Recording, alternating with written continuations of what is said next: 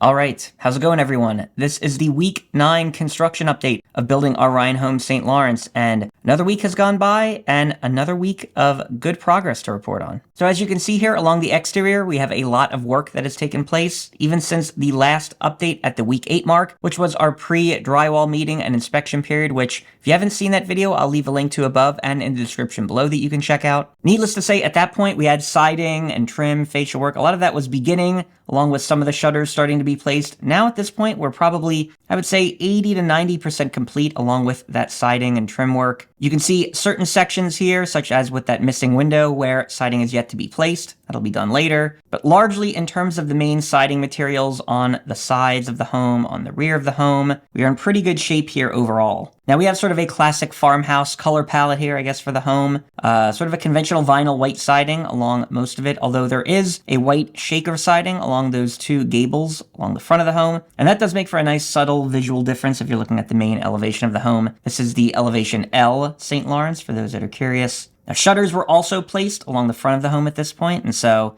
this work is, again, largely complete, save for the one window near the stairs on the first floor. Now, yes, there are still some things to be done here, and that, of course, includes the stone water table, the installation of the garage doors, adding the actual trim work around the columns that'll be supporting the front porch, and eventually painting our front door, which will be in a red color that is apparently known as sun-dried tomato. But exterior-wise, we really do have something very close to what the finished build will actually look like. Now, in terms of progress on the community overall, I did mention the fact that in the last update video, we are sitting at 9 homes here that have been started in the community, and I believe that is still the case. I mentioned in that video that there are some delays on some of the other homes that have been started after ours, and that is not surprising given the snow you can see on the ground, the fact that we're having temperatures below freezing here. So as far as pouring foundations and some of the other exterior work, it has been delayed because winter is winter. There's only so much you can do. That said, the 2 homes that began most immediately after us are the ones that are, I would say, largely still on progress at this point. That includes this Powell model that you're now seeing slightly down the street from us, as well as this Versailles model that is just wrapping up the framing stage that is sort of across the way from us in a quasi-cul-de-sac. But as exterior work on the build progresses, as it will continue to do maybe slowly but surely in the coming weeks as we near closer to settlement, there is a lot of work that still needs to be done on the interior, and there is a lot of progress to talk about there. So the big thing that has taken shape along the interior in the past week is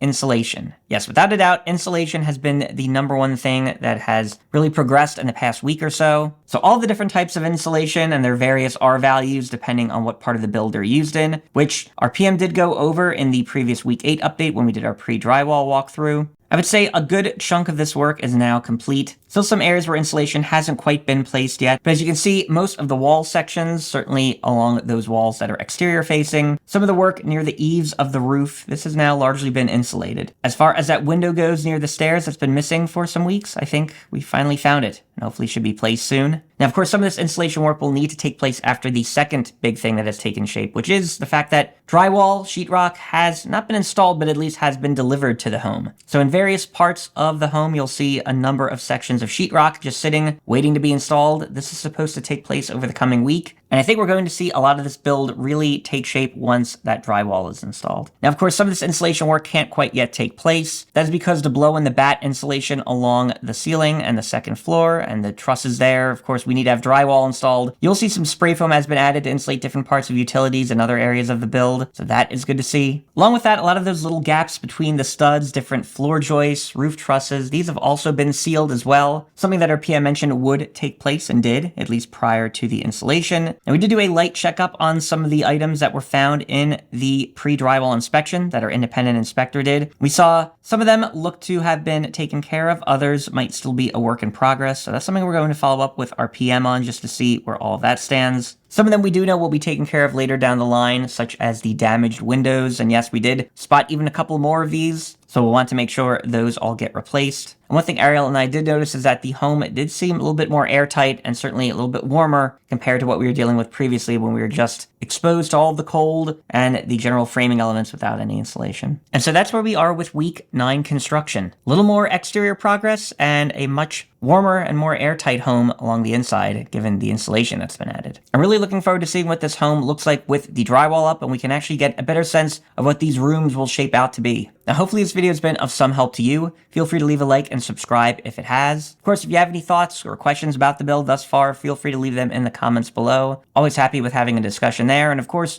if you haven't checked out the many different videos along this Ryan Homes St. Lawrence build process, I would definitely encourage you to go through my channel and check out to how we've gotten here so far, because there is a lot to see. Be on the lookout for more content here around the build. For now, that is all I have to say, so thanks for watching.